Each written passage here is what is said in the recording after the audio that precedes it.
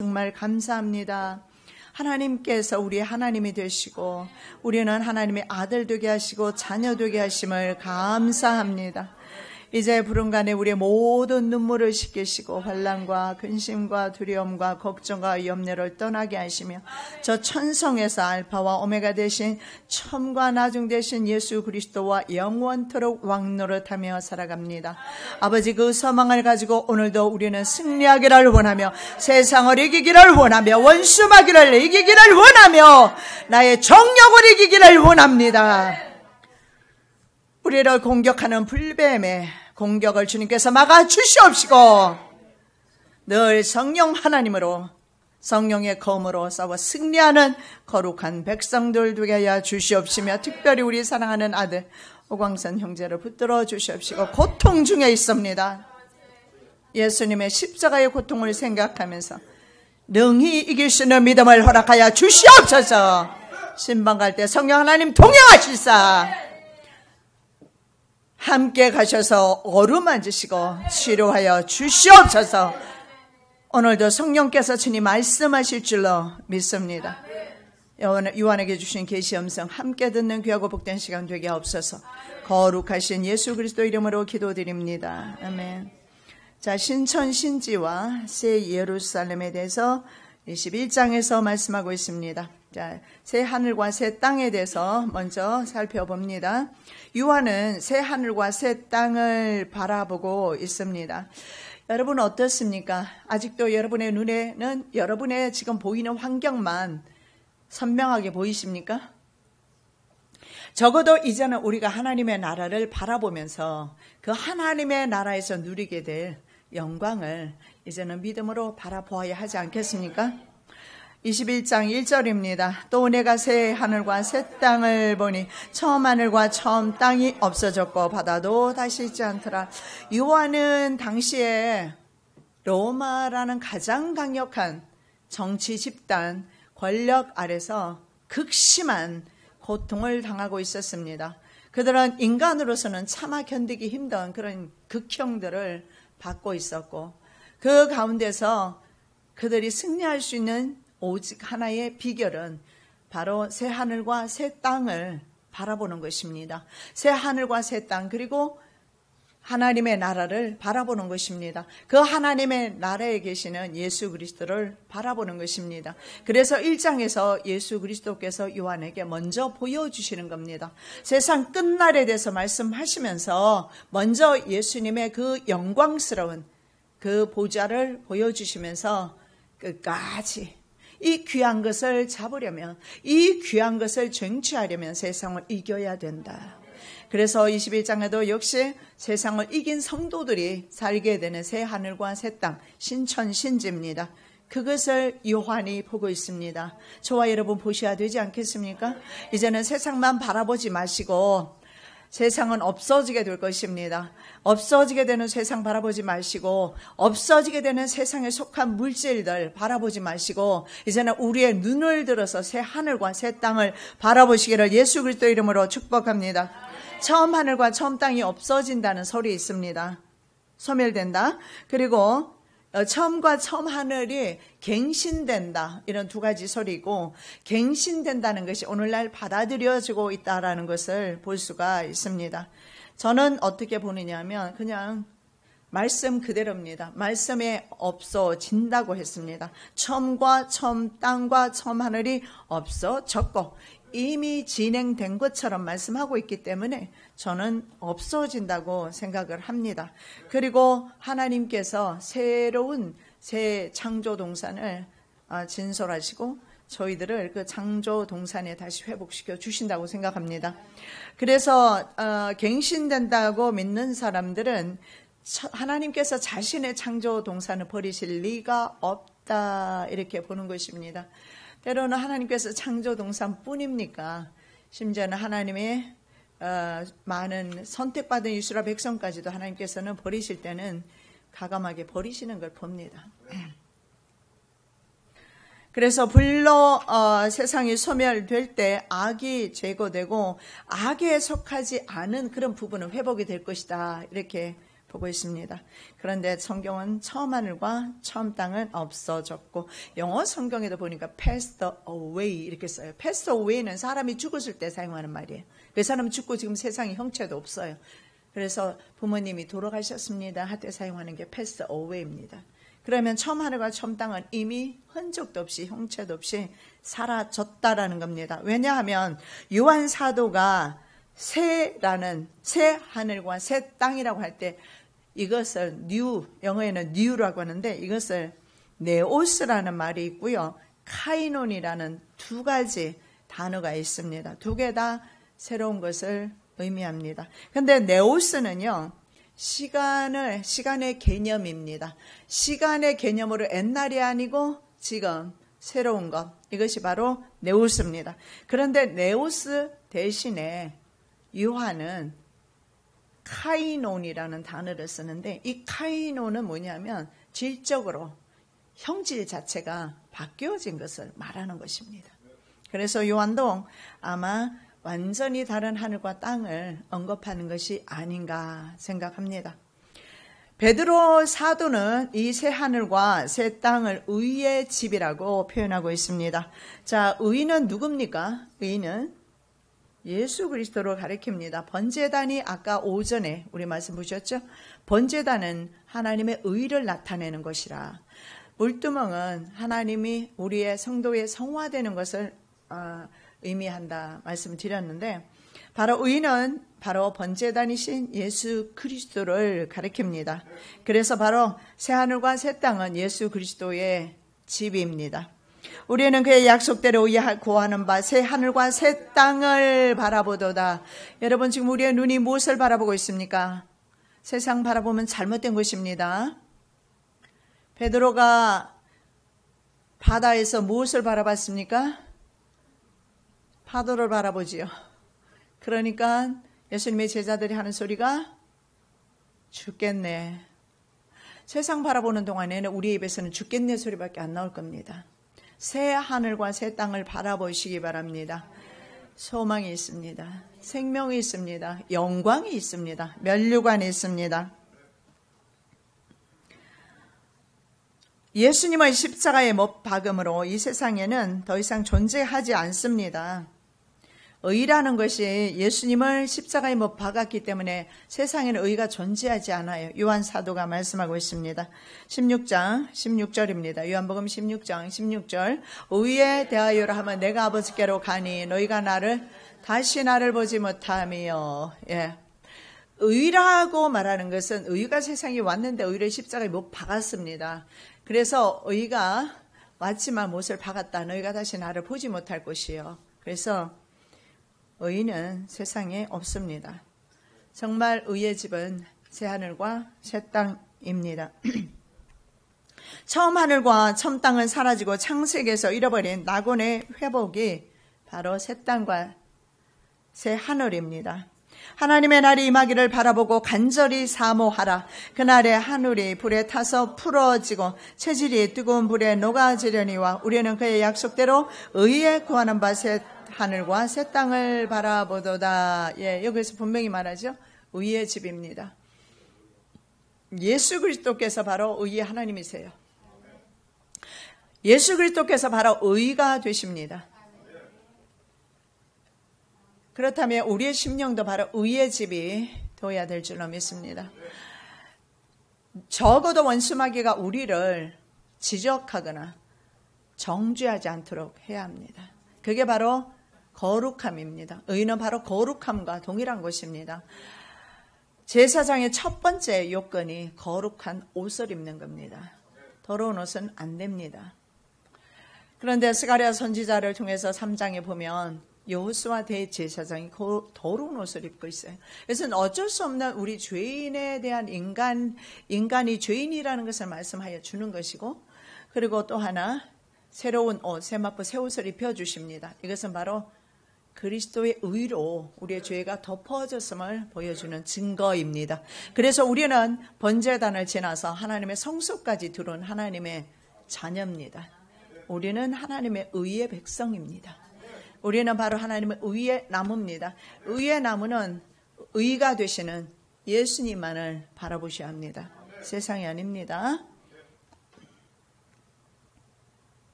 또 주여 태초에 주께서 땅에 기초를 두셨으며 하늘도 주의 손으로 지으신 바라. 그것들은 멸망할 것이나 오직 주는 영존할 것이요 그것들은 다 옷과 같이 낡아지리니 의복처럼 갈아입을 것이요 그것들이 옷과 같이 변할 것이나 주는 여전하여 연대가 다함이 없으리라 하였으나. 주님은 영존하십니다. 그리고 땅에 기초를 두셨지만 그것은 멸망할 것이다 이렇게 말합니다. 그래서 이 땅이 멸망할 때 이 땅에 속했다가 우리의 눈이 이 땅만 바라보다가 이 땅이 멸망할 때 함께 멸망하게 됩니다. 그래서 인류는 예수 없이는 소망이 없는 것입니다. 그룹과 두루 도는 화영검으로 불칼이지요. 불칼. 그리고 천사들은 시켜서 하나님께서 생명나무 실과로 가는 길을 막았습니다. 에덴 동산에 생명나무 실과가 있었습니다. 선악과만 있었던 것이 아니죠. 그런데 생명나무 실과를 먹고 인생들은 영생할 수 있었던 것입니다. 우리가 영생하는 방법이 없어요. 다시 생명나무 실과를 먹는 방법밖에 없습니다. 그래서 우리는 죽음이 왔고 우리는 죽을 수밖에 없는 것입니다. 이것이 인간에게 내린 저주이며 인간의 한계입니다. 이것이 피조물의 한계입니다. 그러나 이 피조물이 하나님의 신성에 도달하기 위해서는 생명나무 실과가 필요한 것입니다. 그런데 계시록의 말씀에 보니까 바로 이 생명나무 실과가 다시 보여주고 있습니다. 우리에게 생명나무를 먹여주신 겁니다. 그리고 앞으로 우리는 이 생명나무를 계속 먹게 될 것입니다. 물론 상징성이 있지만 12개의 한 나무에 12가지의 과실이 맺히게 됩니다. 그렇지 않습니까? 이것이 바로 하나님의 말씀 아니겠어요? 하나님의 말씀이 어때요? 어제 내가 들을 때는 이 말씀이 전혀 은혜가 안 됐는데 여러분 가운데는 영상 설교를 몇 번씩 듣는다는 분도 계시는데 어제 전혀 깨달았지 못했어요. 근데 다시 들으면 또 깨닫기도 해요. 어제 말씀을 읽었는데 전혀 몰랐는데 오늘 내 눈에 확 띄네요. 하나님께서 내게 주시는 그날의 말씀입니다. 이것이 복음입니다. 이것이 하나님의 말씀이에요. 이것이 생명나무 실과. 이미 우리는 먹고 있어요. 이미 우리는 하나님의 말씀을 먹고 있어요. 하나님의 말씀 열심히 많이 드시기 바랍니다. 이건 살도 안 찌네요. 저는 처녀 때 굉장히 날씬했어요. 50kg도 안 됐으니까 얼마나 날씬했겠어요. 근데 어느 날 50대가 지나면서부터 나는 몸무게 그 체중계 있죠. 이상 생긴 줄 알았어요. 한 달이 지날수록 한 달마다 재보면 새로워져요. 계속 새롭게 갱신되고 있어요. 내 몸무게가. 계속 그렇게 되는 거야. 왜 이렇게 되지? 체질이 살이 찔 체질인 것 같아요. 그러기도 하고 체질도 체질이지만 늙어서 소화 기능도 약해지고 모든 기능들이 약해지잖아요. 그러면서 또 여러 가지 소화 기능뿐만 아니라 다른 것도 모두 다 약해지다 보니까 어쩔 수 없는 것 같아요. 그런데 우리 몸이 살찌는 것은 전혀 무거워서 천국 못 갈 일은 없을 것 같고요. 살찌는 것은 괜찮습니다. 제가 이 말을 하니까 좀 저처럼 살찌신 분은 염려가 되시는가 싶어서 말씀드리는데 전혀 걱정 안 하셔도 돼요. 살찌셔도 괜찮아요. 천국 갈 수 있어요. 하나님의 말씀으로도 여러분의 영적 양식을 채우시기 바랍니다. 하나님께서 계속 새롭게 생명나무 실과를 여러분이 말씀을 읽을 때마다 먹여주실 것입니다. 눈으로 읽는 것이 아니고 먹는 것입니다. 하나님의 말씀은 많이 드시기 바랍니다. 배탈 날 일도 없고. 저는 수술해서 쓸개가 없다 보니까 전 밀가루 음식을 많이 좋아해서 많이 먹었거든요. 요즘은 거의 잘 안 먹지만 그러니까 속이 편해요. 그러면 먹으면 그게 꼭 걸려요. 기능이 없으니까 아무래도 소화를 못하겠죠. 네. 우리 하나님의 말씀은 어떻습니까? 죽은 자에게도 생명이고 살아있는 자에게도 생명이고 아픈 사람, 병든 사람, 아니면 문제 있는 사람, 심지어는 죽은 사람들에게까지 소망인 것이, 그리고 능력이 되는 것이, 살려주시는 것이 하나님의 말씀입니다. 말씀 보겠습니다. 길 가운데로 흐르더라. 강 좌우에 생명나무가 있어 12가지 실과를 맺히되 달마다 그 실과를 맺히고 그 나무 잎사귀들은 만국을 소송하기 위하여 있더라. 이 보십시오. 생명나무 먹으면은 만국이 소송됩니다. 이 생명나무 실과를 먹으면은요, 죽어가던 영혼이 소송됩니다. 질병으로 죽어가던 몸도 소생됩니다. 전 믿습니다. 영육이 다 소생되는 실과가 어디 있습니까? 여기 있습니다. 성경책 없는 분은 없으시겠죠? 예. 하나님께서 얼마나 감사합니까? 저희들에게 기록된 말씀을 주셨어요. 그래서 이 기록된 말씀을 읽으면서 양식으로 날마다 먹으라고 말씀합니다. 우리가 예수를 오랫동안 믿으면서도 얼마나 많이 하나님의 말씀은 읽지 않고 먹지 않고 살아갈 때 많았지 않습니까? 이제는 많이 드십시오. 이 말씀 많이 드셔야 마지막 때 환난을 이길 수가 있습니다. 이 잎사귀들은요, 만국을 소송합니다. 하나님의 말씀은 모든 질병과 모든 문제와 각양각색의 인간이 가지고 있는 수천 수만 가지가 넘는 그런 인간의 모든 문제들을 회복시켜주는 능력이 있는 것이 바로 생명나무입니다. 자, 새하늘과 새 땅에는요, 없는 것들이 좀 있습니다. 바다가 없어요. 그리고 눈물, 사망, 애통, 곡함, 아픔, 목마름, 악, 성전이 없습니다. 예수님이 성전이 되시기 때문에 밤이 없고 닫힌 문이 없어요. 저주가 없습니다. 4절 말씀, 모든 눈물을 그 눈에서 씻기심에 다시 사망이 없고 애통하는 곳이나 곡하는 곳이나 아픈 것이 다시 있지 아니하리니 참 것들이 다 지나갔음이로라. 여러분, 이렇게 생각되지 않습니까? 우리의 삶 가운데서도 이런 일들이 일어날 때 하나님의 살아계심을 우리가 좀 더 확신할 수 있지 않겠습니까? 왜냐하면 예수님께서 이 땅에 오셨을 때 두 가지 하셨어요. 이게 뭡니까? 치료와 가르침, 복음을 전하셨어요. 하나님 나라를 전하시면서 고통받는 이들의 영육을 회복시켜 주셨어요. 그리고 먹지 못하고 배고픈 자들 위해서 빵도 만들어 주셨고요. 빵도 늘어나게 만들고 물고기도 더 늘어나게 만들어서 하나님께서는 우리의 영육 간의 필요를 채워주셔요. 하나님은 우리 영적인 것만 관리하시는 분이 아니라는 겁니다. 여러분 다 물권의 복을 받으시기를 예수님의 이름으로 축원합니다. 빚을 다 청산하시기 바랍니다. 하나님께 믿음으로 서십시오. 그리고 하나님께 기도하십시오. 하나님께서 여러분의 공급자가 되실 것입니다.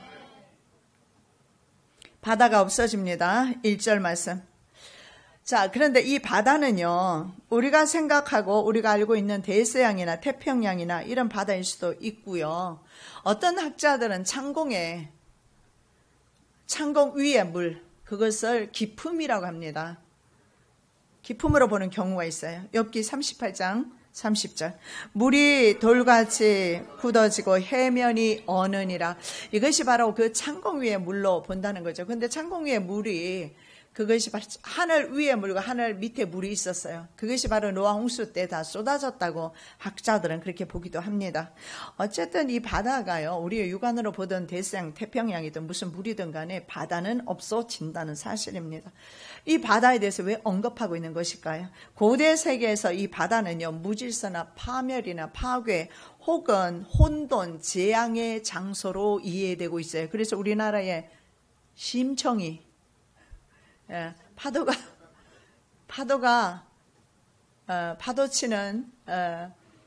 너무 세면 어부들이 고기잡이를 할 수가 없잖아요. 그래서 심청이를 던져 넣죠. 예. 어느 나라 할 것 없이 바다는 그런 괴물들이 사는 곳으로 그렇게 이해하고 정말 아까운 목숨들만 다 던져 넣었어요. 인간의 무지함 때문입니다. 바다는 그래서 하나님의 심판을 받도록 마지막 사명이 있는데, 바다의 마지막 사명이 있어요. 그게 뭐냐면 바다에서 죽었던 사람일 것입니다. 마지막으로 심판을 받도록 심판을 받아야 되는 영혼들, 백보자 심판입니다. 계시록 1장 그 백보자 심판을 받도록 그 영혼들을 뱉어내는 일을 해요. 바다가. 그 사명을 끝난 후에 영원히 자취를 감추게 됩니다. 바다가 그 가운데서 죽은 자들을 내어주고 또 사망과 음부도 그 가운데서 죽은 자들을 내어주며 각 사람이 자기 행위대로 심판을 받고 바다 가운데서 죽은 자를 내어주는 것입니다. 안정되지 못한 악인의 상태를 성경에서는 또한 바다로 비유합니다. 이 바다와 물이나 이런 것은 그 영적인 상태가 안정되지 못한 거죠. 오직 악인은 능히 안정치 못하고 그 물이 진흙과 더러운 것을 늘 쏟쳐내는 요동하는 바다와 같으니라. 예, 악인의 상태는 안정이 되지를 못합니다. 비록 그 악인들이 궁궐을 지어놓고 벽돌집으로 아주 좋은 집을 지어놓고 정말 사람들 앞에 그 보초까지 세우고 그렇게 안정적으로 사는 것 같아도요. 그러나 그들의 집은 모래 위에 집인 것을 볼 수가 있습니다. 반석 위에 짓는 집은 반석이신 예수 그리스도 위에 짓는 집 외에는 없습니다. 여러분, 집을 예수 그리스도 터 위에 지으시기 바랍니다. 그 외의 것은 모래성 위에, 모래성입니다. 모래 위에 지은 집이 될 것입니다. 그래서 새로운 세상의 질서는 완전히 달라지게 됩니다. 5절입니다. 보좌에 앉으시니가 가라사대 보라 내가 만물을 새롭게 하노라 하시고, 그래서 아마도 갱신이 아니라 새로운 창조물이 아닐까 그런 생각을 합니다. 그러나 그것은 별 중요한 것은 아닌 것 같습니다. 그건 하나님께서 알아서 하실 문제고, 가장 중요한 것은 뭡니까? 내가 하나님의 자녀로서 구원받은 하나님의 의로 인침받은 하나님의 거룩한 백성이라는 것입니다. 그리고 백성은 늘 주님의 말씀 따라 살아가는 것, 이것이 중요하지 엉뚱한 신학적인 논쟁거리 가지고 논쟁하지 않으시기 바랍니다. 백해무익입니다. 자, 그 다음에 살펴볼 말씀은 거룩한 성 새 예루살렘이 하늘에서 내려옵니다. 또 내가 보매 거룩한 성 새 예루살렘이 하나님께로부터 하늘에서 내려오니 그 예비한 것이 신부가 남편을 위하여 단장한 것 같더라. 예, 신천신지에 뭐가 내려오죠? 도성이 내려옵니다. 한 도성. 새로운 땅. 이 새로운 신천신지에 새 하늘과 새 땅이 보여지고 그 다음에 새 예루살렘에 하늘에서 내려오는 것을 봅니다.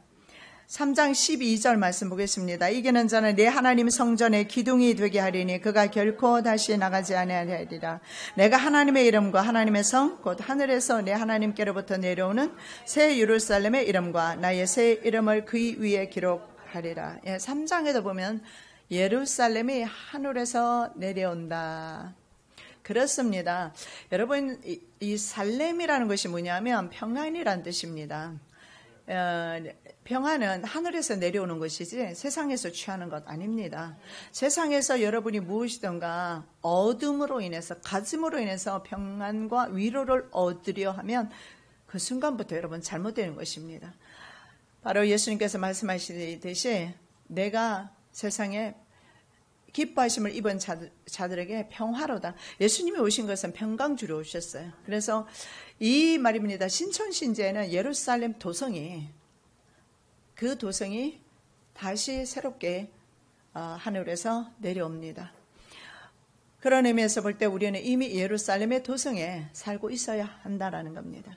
왜냐하면 내 심령에 하나님의 천국이 이루어진다면 말입니다. 이 땅 위에 살면서 이미 하나님의 도성은 내 심령 가운데 이루어진 것입니다. 그러한 상태가 될 때 나의 이름이 그 위에 예루살렘에 기록이 될 것입니다. 자, 어린 양의 신부인 새 예루살렘, 성경에는 예루살렘을 의인화시켰어요. 그래서 어린 양 되신 예수 그리스도의 신부로 예루살렘을 보고 있습니다. 그래서 천당으로 보지 않고 이 예루살렘은 천당이 아니라는 겁니다. 혼인한 예수님을 위한, 혼인을 했을 때 예수님이 어린 양으로서 신부들과 혼인을 합니다. 혼인 잔치에 우리는 참여하게 되죠. 혼인 잔치에 신부로 참여하는 사람도 있는가 하면 들러리도 참여하는 사람이 있겠죠. 그래서 이제 신랑께서 장가들로 다시 오시는 겁니다. 옛날에는 말입니다. 왕자가 장가를 들거나 했을 때는 도성을 나누어 주었습니다. 그 왕자에게. 그래서 그 지역을 통치하게 했던 것 같습니다. 그래서 왕의 아들이 결혼했을 때 지역을 분배한 것처럼 바로 우리 예수 그리스도께서 왕의 아들이시다, 하나님의 아들이시다 하는 증거를 보여주시는 겁니다. 그렇게 해서 그렇게 예비된 도성이 아닌가 그렇게 생각합니다. 혹은 구속함을 받은 하나님의 백성의 공동체, 예루살렘을 그렇게 새 예루살렘을 바로 그 구속함을 받은 하나님 백성의 공동체인 교회, 이 유형 교회를 말하는 게 아니고요. 내가 교회고 여러분이 교회입니다. 우리들을 교회라고 합니다. 교회는 모인 상태를 교회라고 합니다. 우리 사도 바울이 말씀했던 것처럼 우리가 아까 암송했던 말씀에 하나님께서 살아계신 하나님이 우리가 살아계신 하나님의 성전이다 그랬잖아요. 내가 하나님의 열심으로 너희를 위하여 열심 내노니 내가 너희를 정결한 처녀로 한 남편인 그리스도께 드리려고 중매함이로다. 사도 바울이 중매했다 이렇게 말씀합니다. 그래서 정결한 처녀인 교회가 사도 바울의 중매로 약혼을 한 것입니다. 중매했다. 그리고 그 다음에 계시록에 보면 결혼식 신부로 단장하는 게 나와 있어요. 19장 7절 우리가 즐거워하고 크게 기뻐하며 그에게 영광을 돌리세 어린 양의 혼인 기약이 이르렀고 그 아내가 예비하였으니 신랑 대신 어린 양의 혼인이 곧 이미 예비되었습니다. 그런데 혼인 기약이 이르렀습니다. 왜 그렇게 생각하시죠? 신부가 준비되었기 때문에 그렇습니다. 지난번에 기억하세요? 신랑과 약혼을 하고 신부가 신랑을 기다려야 합니다. 신랑 아버지가 됐다 하면 신랑이 가는 건데 신랑은 뭐 하는 거죠? 여자를 위해서 집을 준비해야 돼요. 하나님 예수 그리스도께서 내가 너희를 위하여 처소로 예배하러 간다. 처소가 준비되면 신랑이 오는데 그 사이에 신부들은 뭐 한다고 그랬어요? 아이가 임신되어 있다면 그 전에 나오게 될 것입니다. 그래서 이 신부가 정결한 신부인지 아닌지 검증하는 겁니다. 지금 하나님께서 검증하고 계십니다. 양과 염소를 나누고 계시는 겁니다. 그래서 신부가 딱 준비되었을 때 어린 양의 혼인잔치가 이루어지게 될 것입니다. 자, 거룩한 도성인 그녀 는 드디어 예수 그리스도의 아내가 됩니다. 아까 제가 의인화되었다고 그랬잖아요.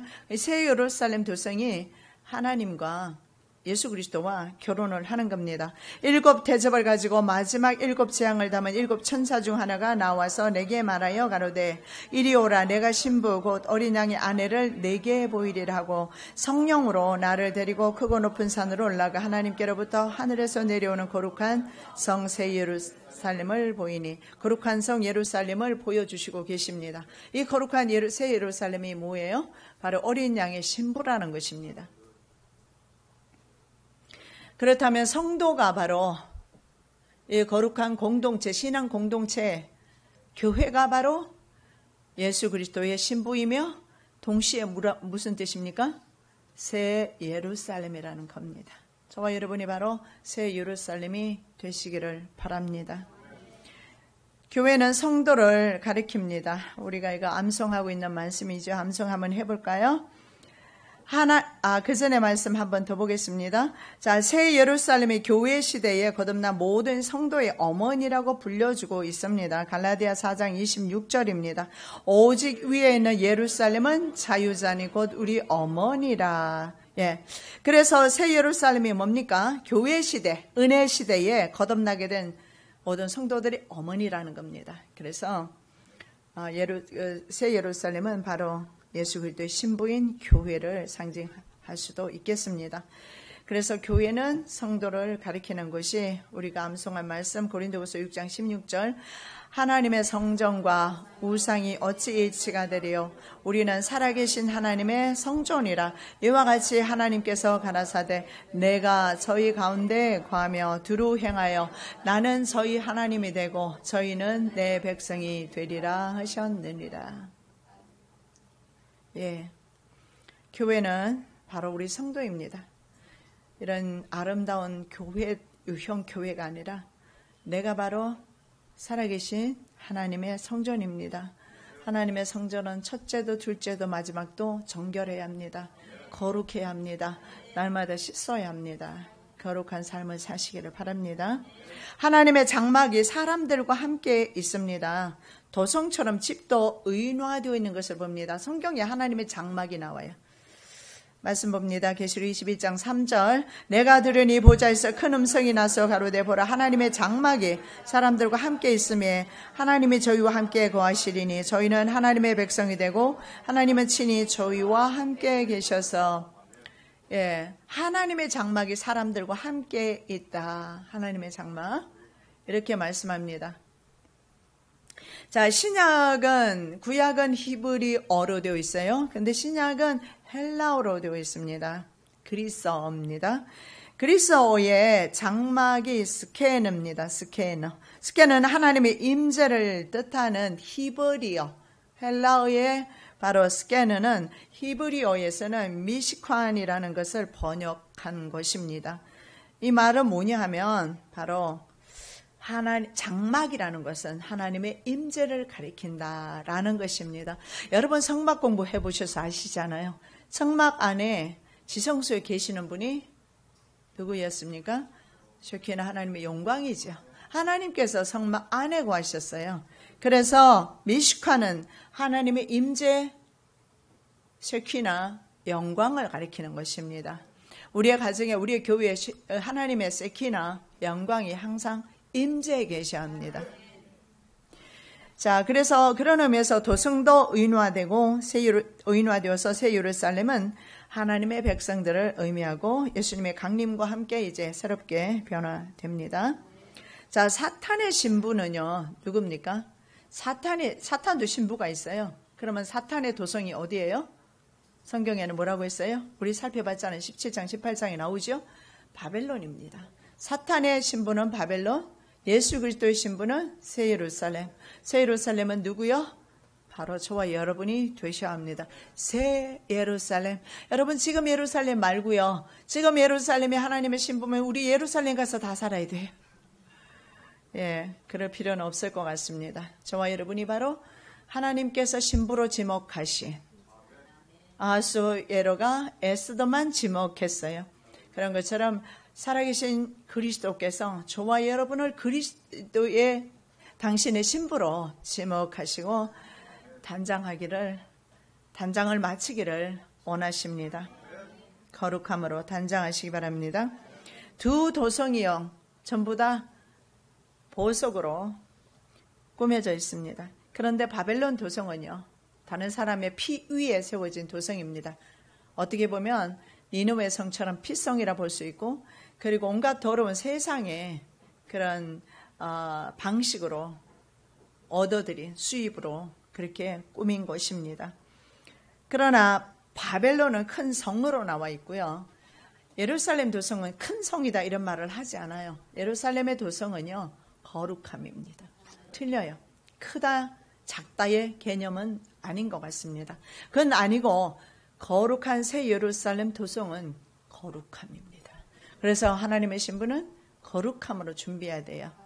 2년 동안 아니면 3년 동안 아니면 1년 동안 기다리는 사이에 만일에 정혼한 여자가 불결하게 다른 남자랑 간통을 했더라면 그 아이의 그 죄가 나타나지 않겠어요? 탐욕의 사람은 탐욕의 열매를 맺게 되어 있어요. 육의 사람은 육의 열매를 반드시 드러내게 되어 있어요. 성령의 사람은 성령의 열매가 나타나게 될 것입니다. 그래서 새 예루살렘은 영광스러운 모습을 하고 있습니다. 그래서 여러분 여기서 우리가 새 예루살렘과 바벨론 도성의 차이점을 발견하는 것은 뭐 지리적이나 지형적이거나 그런 어떤 크고 작고의 그런 문제가 아닌 것을 보게 됩니다. 그래서 이 도성에서 차이점은 뭡니까? 관계라는 것입니다. 결국은 예루살렘 도성에 살 수 있는 사람은 그 예루살렘 도성 자체가 하나님의 거룩한 신부지만 신부의 관계가 성립이 되어야 돼요. 하나님의 자녀라는 관계가 성립이 되어야 돼요. 하나님의 자녀로서의 새 예루살렘 도성이어야 돼요. 하나님의 신부로서의 새 예루살렘 도성이어야 된다. 그것이 크고 작고는 상관이 없어요. 잘생기고 못생기고도 차이가 없어요. 상관없어요. 얼마나 다행입니까? 누리끼리 한 우리 황인 정도 사랑하시니까 얼마나 다행입니까? 백인들 얼마나 잘생겼어요. 키도 크고 보기만 해도 참 스스로 우리가 작아져 보이는. 여러분은 여기서만 살아서 잘 모르시나? 근데 우리 하나님께서는 우리 황인종을 더 좋아하시는 것 같아요. 어쩌면 이렇게 유대인들도 피부가 백인이 아니에요. 황인종을 사랑하셔요. 정말 사랑하셔요. 정말 사랑하세요. 외모는 볼 것은 하나도 없고 내면을 쳐다봐도 뭐 맨날 뭐 쓰러졌다 넘어졌다 자빠졌다 맨날 그 짓 하고 있어요. 그래도 어쩌면 좋습니까? 하나님은 사랑의 눈이 모셨어요. 하나님은 하나님의 눈에는 콩깍지가 씌우셨나 봐요.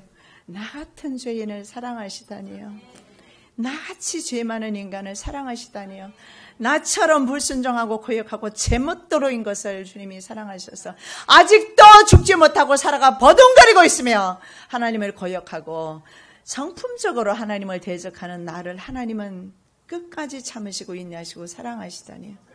이유는 단 하나입니다. 하나님이 나오셨기 때문에. 하나님께서 저희들을 새 예루살렘 도성으로 신부로 받아들이셨기 때문에 이유는 하나입니다. 예루살렘을 왜 선택했습니까? 하나님이 사랑하셔서. 저와 여러분은 하나님의 사랑하셔서 이것이 관계입니다. 저와 여러분이 예수 그리스도의 신부의 관계가 이미 성립됐습니다. 신부답게 사십시오. 곁눈질 하지 마시고 사팔대기 될 수 있어요. 자꾸 곁눈질 하다 보면 주님만 바라보세요. 여러분 눈이 얼마나 좋으세요? 여러분이 눈이 자꾸 나빠지면 질수록요 세상 바라보는 눈은 좀 흐려질 겁니다.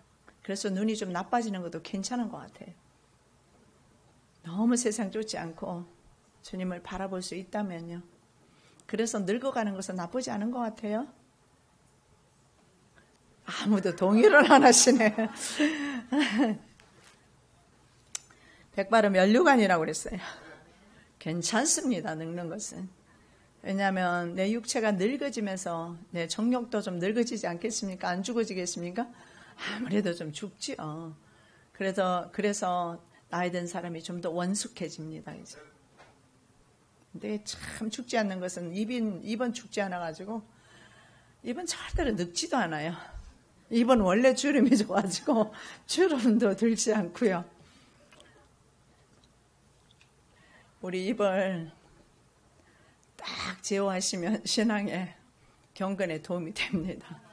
입은 늙지를 않아가지고요. 항상 힘이 더 뻗쳐가지고 늙으면 늙을수록 입이 제가 그런 것 같아요. 여러분이 아니라 제가 젊었을 때는 말 주변도 없고 말도 못하고 참 말을 못했어요. 앞에 세워놓으면 엉뚱한 소리만 하다 내려와서 후회는 또 얼마나 많이 하는지. 심지어는 우리 어머니하고 내 은혜 받기 전에 이야기해요. 은혜 받은 후에는 안 싸웠어요. 우리 시어머니하고 싸우잖아요. 우리 어머니는 말씀을 그때 이미 전도를 잘하셔서 그런지 말씀 잘하셨어요. 권사님인데. 얼마나 나한테 있는 말 없는 말 다 퍼붓고 나면 나는 그냥 생각만 하다가 다 퍼붓지를 못해요. 대들지도 못하고 그러다가 나중에 가고 나면 밤새도록 속이 상해. 내가 이 말해서 내가 우리 어머니 속을 확 뒤집어 놓을 걸. 그래서 말 못하는 게 그게 얼마나 억울했는지 몰라요. 근데 늙으니까 늙어갈수록 말이 느는 것 같아요. 제 말이 늘어나는 것 같아요. 말씀 많이 줄이십시오. 줄이시는 게 좋아요. 차라리 있잖아요. 덕스러운 말을 하지 못할 바에는 안 하는 말 못합니다. 그래서요. 말수 적은 사람은요. 일단 점수 따고 들어가는 거 아시죠? 우리 김 권사님 말수가 적으세요. 말수가 적으면요. 사람들이 또 함부로 보지도 못하고요. 말수 줄이세요. 정말 내 입에서 하나님의 영광 선포를 위한 말씀 외에는 안 하는 게 낫다니까요.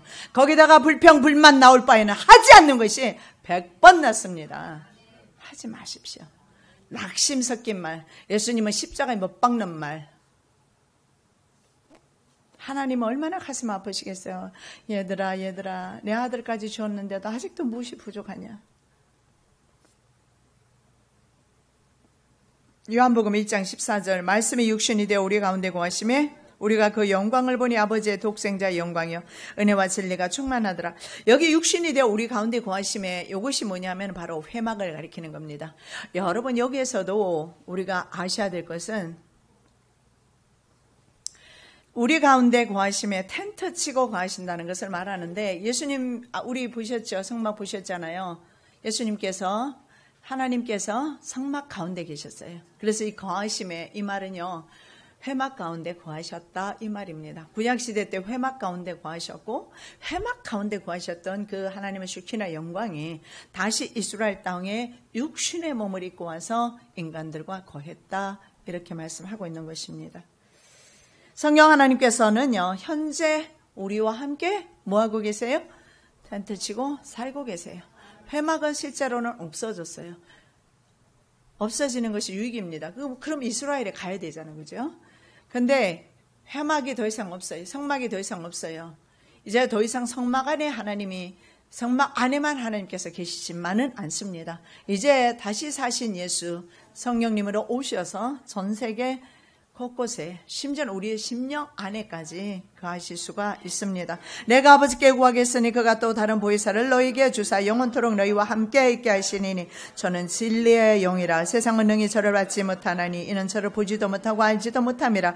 그러나 너희는 저를 아나니 저는 너희와 함께 구하시며 너희는 너희 속에 계시겠습니다. 바로 이겁니다. 바로 성령 하나님 그 성막은 이제는 어디에 계셔요? 이스라엘 땅에 있는 것이 아니라 우리가 비록 성막을 보러 가지만 성막은 보러 갔을 때 성막을 어디에 건설합니까?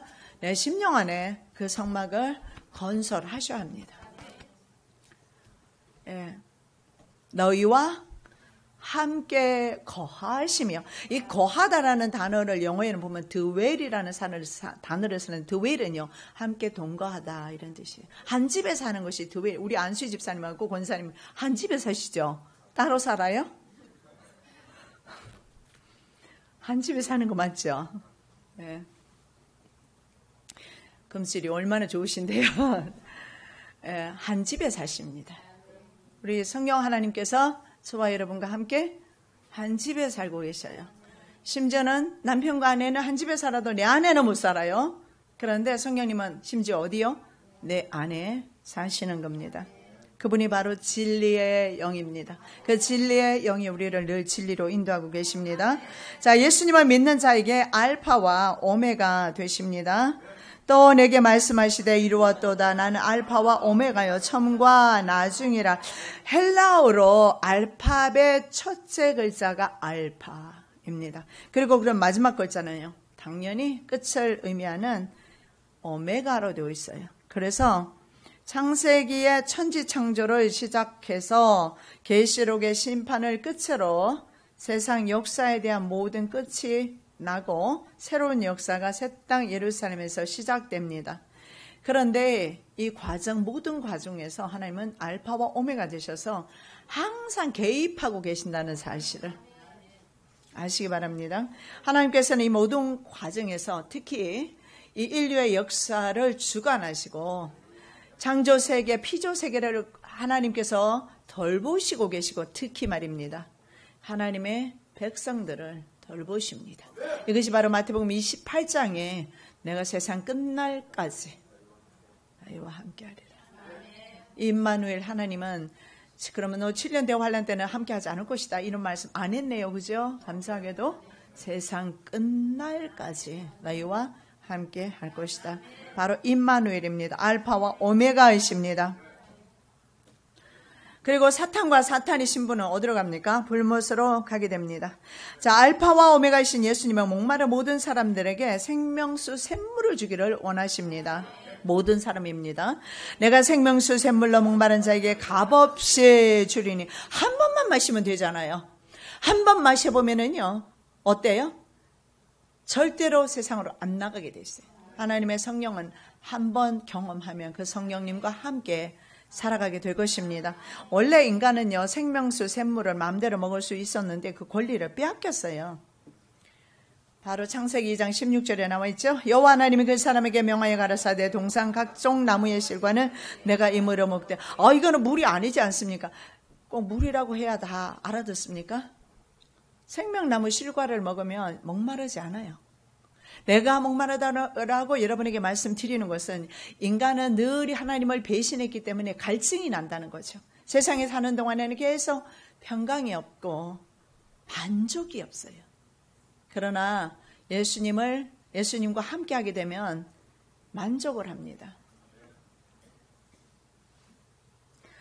자, 여기에 보니까 이런 말씀이 있죠. 내가 임의로 먹었다. 임의로 좀 어려운 한자어로 되어 있는데 영어 성경에 보면 뭐라고 나와 있냐? freely 이렇게 나와요. free는 뭡니까? 공짜라는 거예요. 그러면 우리말이 임의로 하지 말고 값없이로 하는 게 오히려 나았습니다. 내가 값없이 먹되. 자, 여자가 뱀에게 이렇게 말합니다. 여자가 뱀에게 말하되 동산나무의 실과를 우리가 먹을 수 있으나. 자, 성경에는 분명히 여호와 하나님이 그 사람에게 명하시기를 동산나무의 실과를 네가 자유롭게 먹으라 그렇게 말씀하셨어요. 근데 뭐라고 여자는 말합니까? 실과를 우리가 먹을 수 있으나. 그래서 우리는 늘 갈증이 납니다. 왜냐하면 동산나무의 실과를 먹을 수 있는 권리를 빼앗겼기 때문에 그렇습니다. 육체의 갈증이 아니라 실제로는 모든 사람에게 그렇습니다. 육체의 갈증이 맞지요. 돈도 필요하고 뭐 남편도 필요하고 아내도 필요하고 자식도 필요하고 요것도 필요하고 저것도 필요하고 요것 사면 밑에 것도 필요하고 위에 것도 필요하고 뭐 하나만 가지고 살아갈 수 없는 게 인간이잖아요. 제가 살아보니까 그래요. 어디를 가도 요거 한 개가 국자가 필요하면 뭐가 필요해요?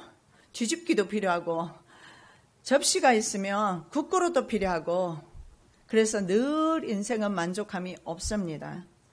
그래서 결국은 육체의 갈증이 아니라는 겁니다. 그러면 육체의 갈증은 어떻게 해결해야 되느냐? 영혼의 갈증을 해결하면 된다라는 겁니다. 수가성 여인이 이렇게 말합니다. 여자가 가로되 주여 이런 물을 내게 주사 목마르지도 않고 또 여기 물길로 오지도 않게 하옵소서. 예, 바로 수가성 여인은 목이 많이 말랐어요. 물을 안 마시고 살아갈 수는 없는 겁니다. 우리 몸의 수분이 거의 대개가 수분으로 되어 있습니다. 그런데 물이 안 들어가면 어떻게 살아갑니까? 근데 우리는 때로는 우리 몸에 수분이 필요한 줄 알았어요. 왜냐하면 갈증이 나니까 물을 마셔주잖아요. 근데 미련한 사람은 영혼의 갈증을 느끼지를 못해요. 문제가 영혼의 갈증을 못 느껴요. 그래서 영혼의 이런 갈증을 해결해 주는 거, 이걸 하지 못해서 인생이 그렇게 지치고 피곤하고 힘들고 외롭고 고통스러운 길을 걸어가는 것입니다. 이사야 선지자도 생수를 사 먹으라고 말하네요. 그런데 값없이 사 먹으라. 프리입니다. 너희 목마른 자들아 물러나오라. 돈 없는 자도 오라. 너희는 와서 사 먹되 돈 없이 값없이 와서 포도주와 저절 사라. 이렇게 말씀합니다. 자, 통일 찬송가 223장입니다. 우리 좀 이따 불러볼 것인데, 세상 모든 수고 끝나 우리 장막 벗고서 모든 근심 걱정 사라진 뒤에 주를 뵙고 성도 함께 면류관을 쓰리라. 새 예루살렘에서 가는 길이 외로워도 주날 붙드시리니 시험 환난 근심 걱정 없으며 주를 믿고 따라가면 주의 뜻을 알리라. 새 예루살렘에서 내가 세상 작별하고 눈물 흔적 거둔 뒤 주의 찬란하신 영광 비칠 때 나를 구속하신 주를 기쁨으로 배우리. 새 예루살렘에서 아름다운 그곳에서 구속받은 성도와 사랑하는 주를 만나 배울 때 여러분 영원히 목마르지 아니하는 생수 지금 드시기 바랍니다. 요한복음 4장 13절 14절 말씀하십니다. 예수께서 대답하여 가라사대 이 물을 먹는 자마다 다시 목마르니와 내가 주는 물을 먹는 자는 영원히 목마르지 아니하리니 나의 주는 물은 그 속에서 영생하도록 솟아나는 샘물이 되리라. 주님 주시는 샘물 드시는 이 시간 되시기 바랍니다. 사랑의 예수님 감사합니다. 주님 주시는 그 물 마시고 이제 더 이상 세상 살면서 갈증을 느끼지 않도록 도와주시옵시고 육체의 갈증이 아니라 영혼의 갈증인 것을 알게 하옵시며 먼저 영혼의 갈증부터 해결하는 지혜로운 하나님의 성도들 되게 하옵소서. 거룩하신 예수 그리스도의 이름으로 기도드립니다. 아멘.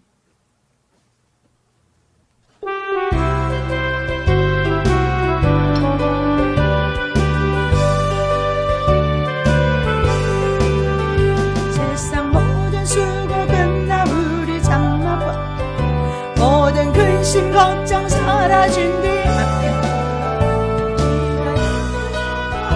멸류관을 쓰리라. 새 예루살렘에서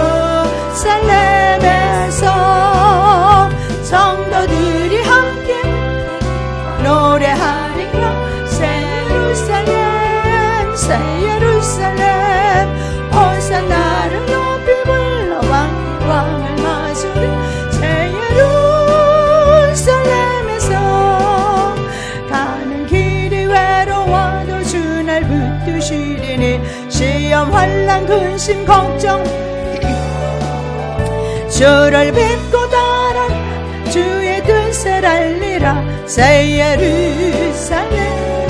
예루살렘에서 성도들이 함께 올 때 기뻐 노래하라. 새 예루살렘 새 예루살렘 호산나를 높이 불러 맞으리. 새 예루살렘에서 내가 세상 작별하고 눈물 얹었거든데 주의 찬란하신 영광 비추니 울어배우리. 새 예루살렘에서 성도들이 함께 올 기뻐 노래하리. 새 예루살렘 새 예루살렘 호산나를 높이 불러 왕의 왕을 맞으리. 새 예루살렘에서 아름다운 그곳에서 구속받은 성도와 사랑하는 주를 만나 배울 때 주의 영광 노래하며 영원토록 살리라. 새 예루살렘에서 성도들이 함께 올 때 기뻐 노래하라. 새 예루살렘 새 예루살렘 호산나를 높이